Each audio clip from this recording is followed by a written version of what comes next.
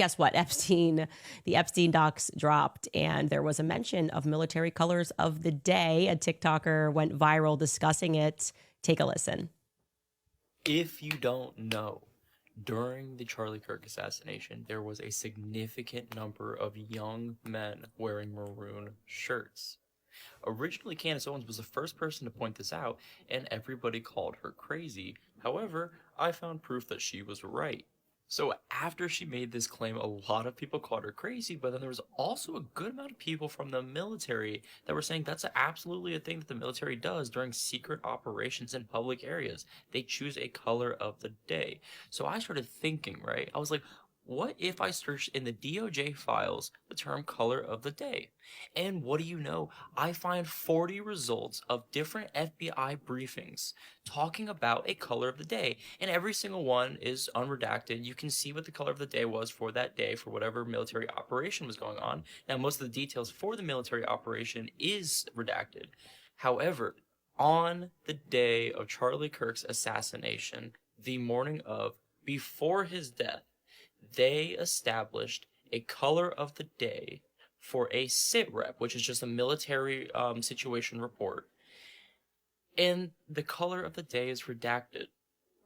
Out of 40 different files mentioning a color of the day for secret operations, the day of Charlie Kirk's assassination is the only one that has a color of the day redacted.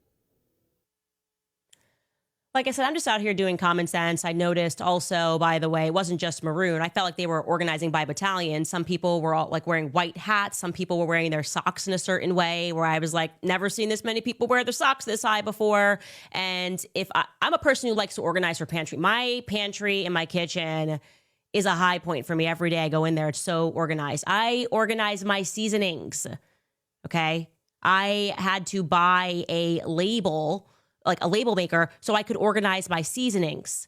Okay, for those of us who are that in the weeds on organization, thinking about how you might organize a military operation, that seemed pretty obvious. I just recognize organization, even when it's supposed to look like chaos, it's got to be organized. And that's what was going down on that day. And I have a folder of I like call them like the white hats, so this and that was happening on that day. Very obvious. Now, who knows? He said he's going through the DOJ files. Who knows if that particular reference was pertaining, it could be pertaining to any number of military operations on the 10th, and they could be covering it because there was maybe another FBI operation and military operation that was taking place, I don't know, in Canada or overseas, whatever it is, and people might notice that a lot of people wore green, and so maybe that's the reason they're blacking it out. I don't know. What I do know is maroon, the Maroon Boys, were somehow involved. That seemed pretty obvious to me, that there was some coordination happening. Also, they were all alone, which was weird. Like, also, whoever wore maroon wanted to go to this event alone. They had no homies with them.